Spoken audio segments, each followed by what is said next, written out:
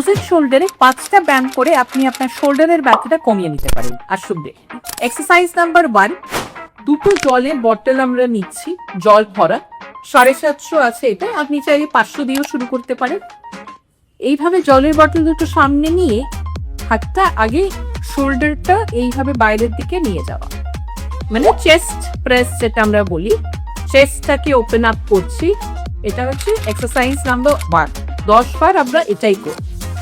Exercise number 2, হাতে বোতলটা আছে, ভাঁজ করে মাথার পেছনে নিয়ে যাওয়া, এই তারপরে এলবোটা স্ট্রেচ করা সোজা, কানের পাশে 2 হাত আবার ভাঁজ করা, রাইট, এলবো স্ট্রেট করা, আবার স্ট্রেচ করা সোজা, ভেরি গুড। এক্সারসাইজ নাম্বার 3, এবারে পাশ থেকে বটল দুটো মাথার উপরে তোলা, রাইট। সেফ জিনিস, আমরা যেহেতু ওয়েট আছে আর হোল্ড করছি না, শুরুতে জাস্ট ফ্রি হ্যান্ড মোবিলিটির জন্য হালকা ওয়েটস দিয়ে এইভাবে স্টার্ট কর। আর ওয়েটস এর জন্য আপনাকে ওয়েট করতে হবে না, আপনি জলের বোতল দিয়ে এগুলো করতে পারেন। 500 জলের বোতল, 500 ml এর জলের বোতল ভরে যদি আপনি তোলেন, সেটাই ইজ গুড স্ট্রেন্থেনিং, সেটা দিয়েই আপনি শুরু করতে পারেন, এগুলোর জন্য ডাম্বেলেরও দরকার নেই। এক্সারসাইজ নাম্বার 4, এবারে আমরা যেটা করব সোজা তোলা, যেটা আমরা সাইড থেকে নিয়ে গেলাম, এবারে হাত দুটো স্ট্রেচ, সামনের থেকে স্ট্রেচ, তারপরে সোজা তোলা, মাথার উপরে কানের পাশে টাচ করা। কানের পাশে টাচ করা ইজ ভেরি ইম্পর্টেন্ট, এটা আমাদেরকে ট্রাই করতে হবে।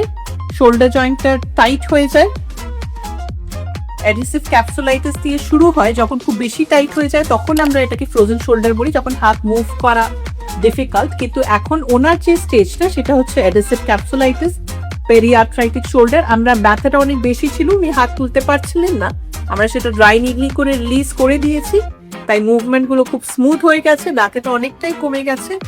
Exercise number 5 and the last exercise, ভাঁজ করে তোলা, যতটা উঠছে সোজা করা, ভেরি গুড, ভাঁজ করা, এলবো সোজা করা, স্ট্রেচ করা। এটা internal rotation is very important. Frozen শোল্ডারের প্রথম এক্সারসাইজের যে মুভমেন্টটা যেটা করা উচিত সেটা হচ্ছে ইন্টারনাল রোটেশন, এইভাবে ইন অ্যাডিসিভ ক্যাপসুলাইটিস বা ফ্রোজেন শোল্ডার, তাই জন্য এটা ইজ মোস্ট ইম্পর্টেন্ট মুভমেন্ট। কিন্তু এটা আমরা করছি সবচেয়ে লাস্টে, কারণ এটা একটু পেইনফুল হয় মাঝে মাঝে, তাই জন্য প্রত্যেকটা এক্সারসাইজ করার পরে একদম লাস্টে আপনি এটা করতে পারেন, যাতে আপনার ব্যথাটা একটু কম হয় আর একটু আপনার হাতের যে মুভমেন্টটা সেটা ফ্রি হয়ে যায়, যাতে আপনি এই এক্সারসাইজটা ইন্টারনাল রোটেশনটা ইজিলি